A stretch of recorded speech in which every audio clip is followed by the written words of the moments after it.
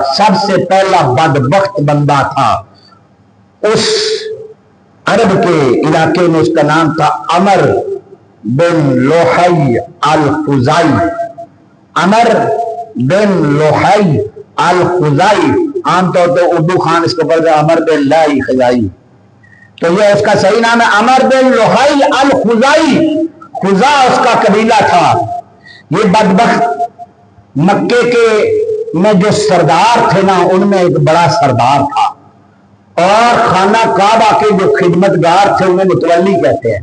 ان متولیوں میں سے یہ بھی ایک متولی تھا، خانہ کعبہ کا خدمت گزار بھی تھا، بہت بڑا تاجر بھی تھا۔ تجارت کے لیے یہ ملک شام میں گیا، اور ملک شام کے علاقے میں مشرک رہتے تھے، وہ بتوں کے پجاری تھے۔ اس نے جب ایک علاقہ ہے بلقا، شام کا ایک علاقہ ہے بلقا کے علاقے میں گیا، وہاں اس نے مشرکوں کو دیکھا بتوں کی پوجا کرتے ہوئے۔ اس کو وہ کام اچھا لگا اور اس نے ایک بت وہاں سے خریدا۔ اس بت کا نام تھا ہبل، اور آگے چل کر قریش مکہ کا سب سے بڑا خدا اور سب سے بڑا مشکل کشا یہ بت بنا، جس کا نام ہبل تھا۔ خریدا کس نے تھا؟ عمر بن لوحی الخزائی۔ کہاں سے؟ ملک شام سے، تجارت کے لیے گیا تھا، اور بلقا کے علاقے سے یہ ایک پہلا بت اس نے خریدا جس کا نام تھا ہبل۔ کیا نام تھا؟ ہبل، آپ کو یاد رہنا چاہیے، اس کا نام تھا ہبل۔ یہ واپس آیا مکے میں، اس نے لوگوں سے کہا کہ میں ملک شام گیا ہوں، لوگ ان بتوں کے سامنے نظر و نیاز پیش کرتے ہیں، سجدے کرتے ہیں، اور یہ بت ان کی مشکل کشائی کرتے ہیں، جو حاجت مانگتے ہیں یہ بت انہیں حاجت دیتے ہیں۔ لوگ جاہل تھے۔ لوگ کیا تھے؟ میں کہہ رہا ہوں جہالت میں بہت برائیاں ہیں۔ جہالت اندھیرے کا نام ہے، اور اندھیرے میں بندے تامک ٹولیاں مارتے ہیں۔ لوگ جاہل تھے، بات مان گئے۔ خانہ کعبہ کے سین میں اس بت کو نصب کر دیا گیا، لگا دیا گیا۔ اگلے پھیرے میں وہ اور بت خرید کر لایا جس کا نام تھا لات، عزا اور منات۔ اگلے پھیرے میں لات، عزا اور منات خرید کر لایا۔ اب بت بڑھتے سینکڑوں کی تعداد میں ہو گئے۔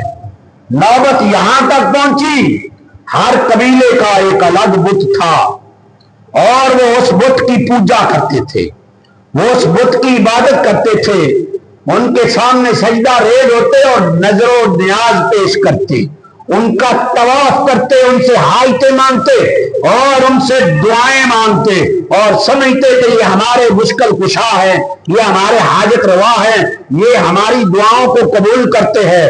اور ان کا چوتھا اور پانچواں عقیدہ یہ تھا اِلَّا لِيُقَرِّبُونَا إِلَى اللَّهِ زُلْفَىٰ، یہ وہ بت ہیں کہ جن کے قریب ہونے کی وجہ سے ہم اللہ کے بھی قریب ہو جاتے ہیں۔ یہ ان میں بدعقیدگی آ گئی کہ بتوں کی وساطت سے ہم اللہ کے قریب ہو جاتے ہیں۔ یوں ان کی گمراہی کا آغاز ہوا، اور آہستہ آہستہ بت ان کی سرشت میں داخل ہو گئے، ان کی فطرت میں داخل ہو گئے۔